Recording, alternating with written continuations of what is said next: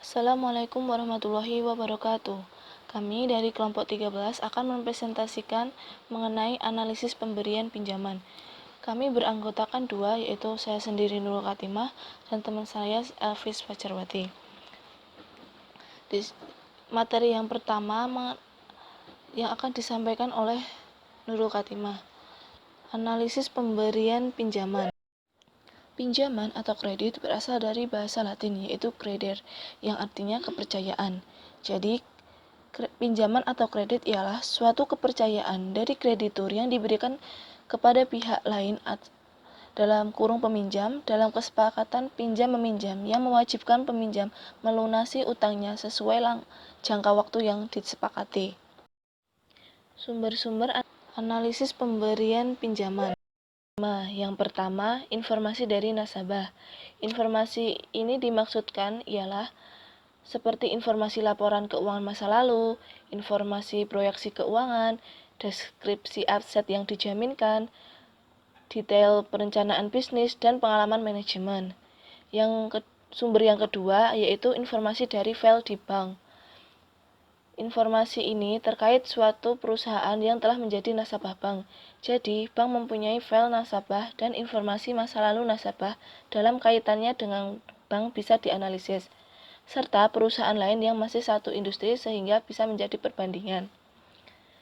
Sumber yang ketiga yaitu informasi dari pihak eksternal. Informasi ini biasanya terdapat pada negara-negara maju, dan informasi eksternal ini sifatnya mudah diperoleh. Sumber yang keempat ialah informasi dari pasar modal, seperti harga saham, volume penjualan, laporan dari perusahaan broker mengenai kualitas manajemen, dan perkembangan pada masa mendatang. Yang kelima adalah laporan industri dan ekonomi secara umum. Maksudnya ialah seperti laporan asosiasi perdagangan, peramalan ekonomi yang dibuat oleh ekonom, dan laporan dari Biro Pusat Statistik. Ketentuan dan risiko keuangan dalam analisis pemberian pinjaman. Sebelum pengambilan keputusan pemberian pinjaman, ada beberapa ketentuan yang perlu diperhatikan oleh bank. Terdapat dua ketentuan, yaitu ketentuan afirmasi dan ketentuan negatif. Ketentuan afirmasi terdiri atas 5, yaitu menyediakan laporan keuangan tahunan yang telah diaudit, menyediakan laporan kuartalan, mempunyai sistem akuntansi yang sesuai GAAP, memperbolehkan akses ke catatan perusahaan di file bank, dan mempunyai asuransi. Untuk ketentuan negatif, terdapat 8, yaitu modal kerja minimum, rasio lancar minimum, modal saham minimum, batasan penggunaan utang, pembatasan pada merger dan konsolidasi, pembatasan pada dividen, pembatasan pada penjualan saham dan utang anak perusahaan, serta pembatasan pada penjualan bagian penting suatu aset. Berikut adalah contoh penilaian ketentuan dalam analisis pemberian pinjaman.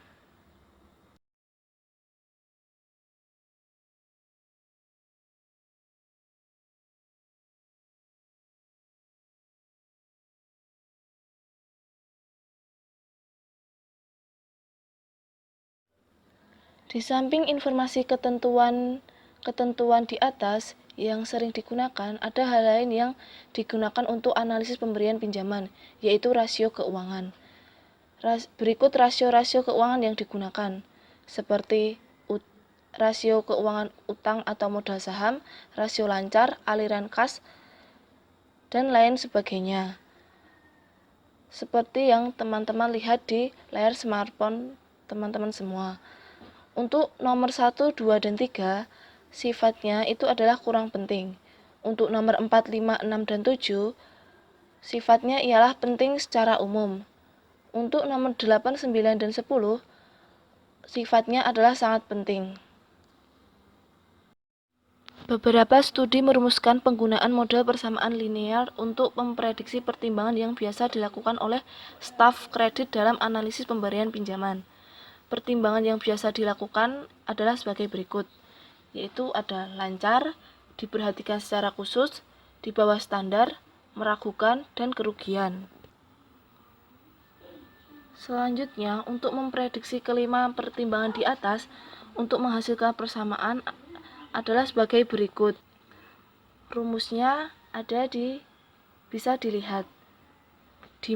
Keterangannya di mana DEI adalah utang jangka panjang ditambah utang lancar dibagi total aset.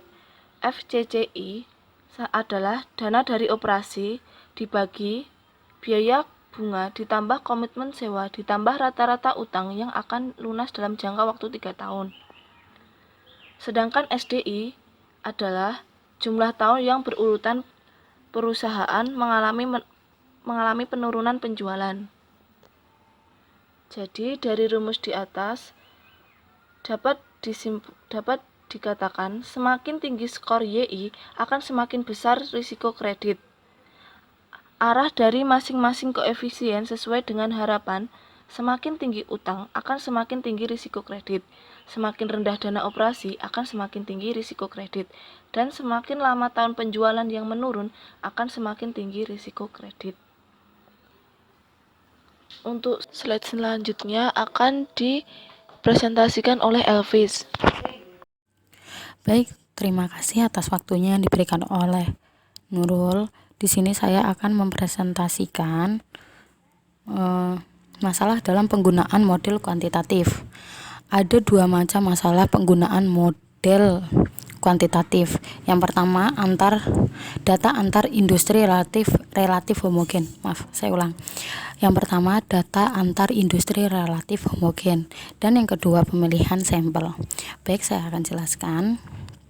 Dalam penggunaan model kuantitatif ini sangat penting karena untuk mengambil sebuah keputusan pemberian pinjaman. Pada kredit komersial dan rating yang dihasilkan dari model kuantitatif digunakan sebagai salah satu input dalam pengambilan suatu keputusan. Maka penggunaan ini semakin meluas. Untuk analisis kredit pastinya terdapat beberapa resiko yang terjadi dan harus dihadapi. Apakah terdapat data yang banyak sehingga bisa mendapatkan model yang baik, atau mempunyai data sebuah perusahaan yang relatif homogen dalam kaitannya dengan atribut yang relevan terhadap pengambilan keputusan kredit.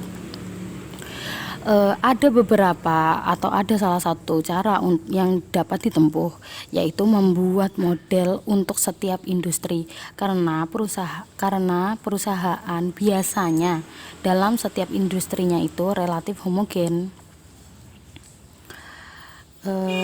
Untuk cara ini dapat digunakan untuk mengendalikan kemungkinan perbedaan atribut industri, tetapi kelemahan cara ini yaitu dapat menghasilkan data yang kecil.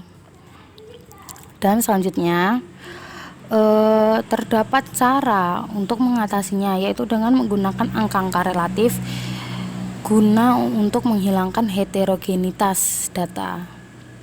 Baik, ini slide selanjutnya ada tabel yang mengilustrasikan penggunaan metode semacam yang saya jelaskan tadi. Yang pertama ini ada kolom berisi perusahaan, industri, rasio keuangan perusahaan, rasio industri, dan yang terakhir rasio relatif. Dapat kita lihat atau kita bandingkan di kolom 5 atau yang disebut rasio relatif perusahaan industri ini akan dibandingkan di kolom ketiga, yaitu rasio keuangan. Dari situ kita dapat melihat bahwa angka relatif yang dihasilkan cukup berbeda dengan angka absolut perusahaan. Maksudnya, angka yang dihasilkan rasio relatif ini cukup berbeda sekali dengan angka yang dihasilkan oleh rasio keuangan perusahaan, gitu. Timbulnya sebuah resiko dalam pemilihan sampel guna untuk membuat model dapat dikatakan mungkin akan terjadi, maksudnya itu dalam pembuatan model dapat dikatakan terjadinya sebuah resiko atau masalah. Apabila pembuatan model menggunakan sebuah catatan-catatan yang ada saat ini dalam perusahaan, maka model tersebut barangkali atau mungkin saja tidak dapat digunakan atau tidak dapat dipakai untuk calon nasabah yang baru.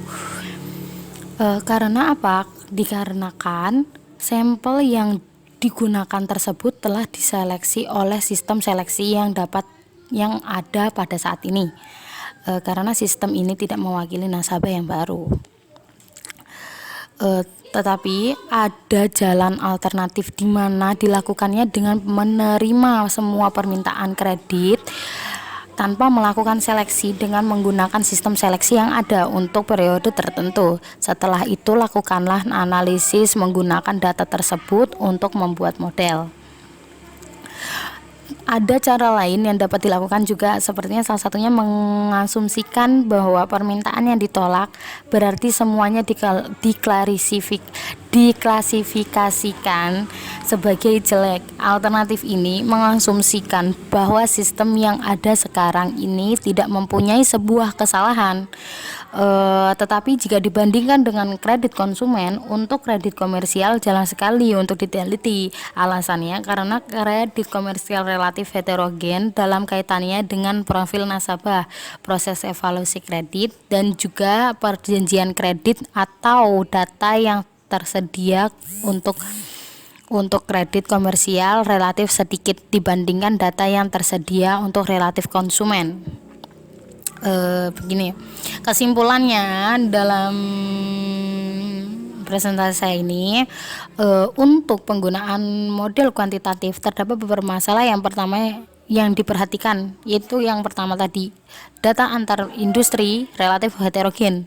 Karena gini, biasanya data-data yang ada dapat menjadi homogen dengan cara membuat angka-angka yang relatif gitu.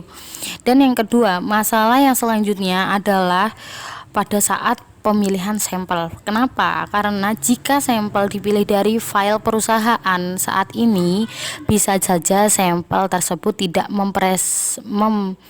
tidak representatif, karena sampel tersebut hanya mewakili populasi yang telah terseleksi oleh sistem yang ada saat ini di perusahaan, bukan populasi secara keseluruhan. Mungkin ini presentasi dari kami.